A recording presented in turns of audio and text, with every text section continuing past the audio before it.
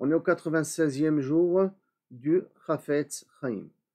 Ocheach tochiach etmi, à qui on doit faire des remontrances.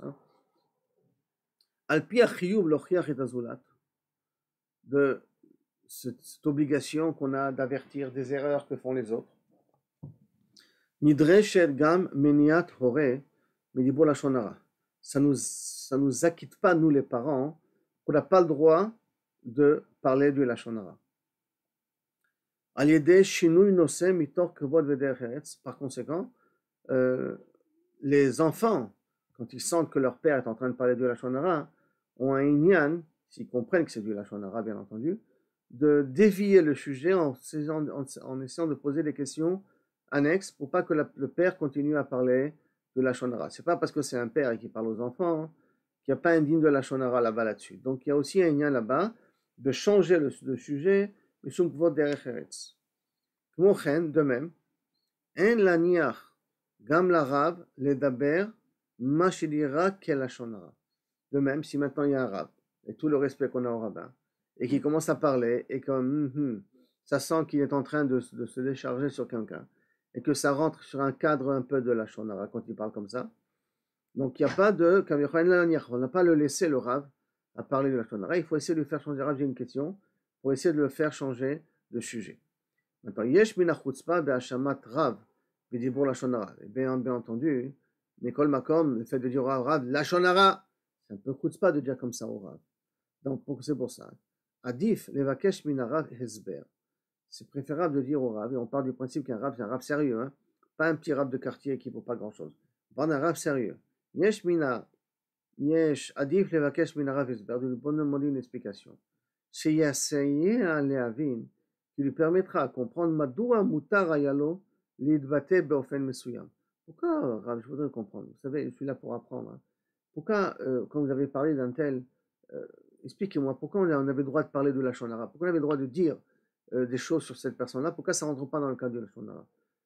Torah, j'ai besoin d'apprendre. Et donc, c'est important de demander au Rav. Maintenant, le Rav, de deux manières. Si on voit qu'il commence à se tortiller pour essayer de se justifier, donc ça voudrait dire que le Rav, malheureusement, il a glissé sur une peau de banane.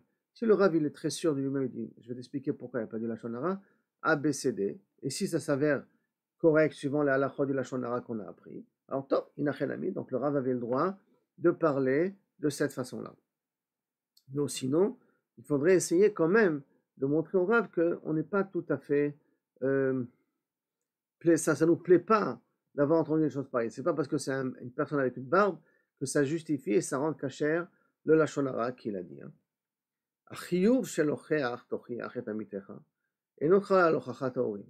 Cette obligation-là de attention, bâtis ça à l'après, qui a intérêt à faire des reproches à une personne et ne pas assumer les erreurs de la personne, ne s'applique pas des parents aux enfants. Les parents aux enfants, ils n'ont pas cette obligation-là. De toute manière, les parents et les enseignants, les itnagutam chez la iladim, mitzvat achinour. Par contre, pourquoi on a une obligation d'intervenir?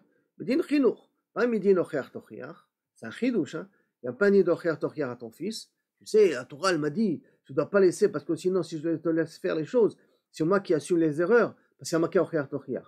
Un enfant et un prof au niveau des élèves, il n'a pas cette obligation d'ocher tochiach. Par contre, il a une autre obligation de chinour, d'enseigner aux enfants qu'est-ce que l'est le droit chemin.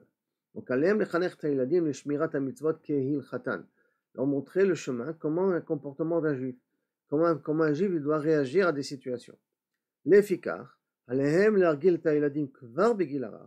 Par conséquent, on a une obligation depuis que les enfants ils sont jeunes, les habituer,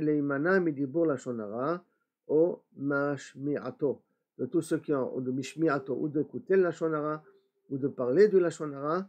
Là, on a une obligation au niveau chinour de leur dire et de leur faire comprendre que c'est interdit dès le départ, de commencer à leur parler de ce din-là pour qu'ils s'habitueront, quand ils grandiront, qu'il y a des choses qu'on ne peut pas parler. Et surtout, habituer les filles là-dessus. Parce que malheureusement, le koach qu'Akadosh Baruch Hu a donné aux femmes de parler beaucoup fait qu'elles ont tendance, en se rencontrant, à parler et papoter. Et malheureusement, ça déborde. facilement sur t'as vu celle-là, t'as vu celui-là, t'as vu tout, de faire des jugements.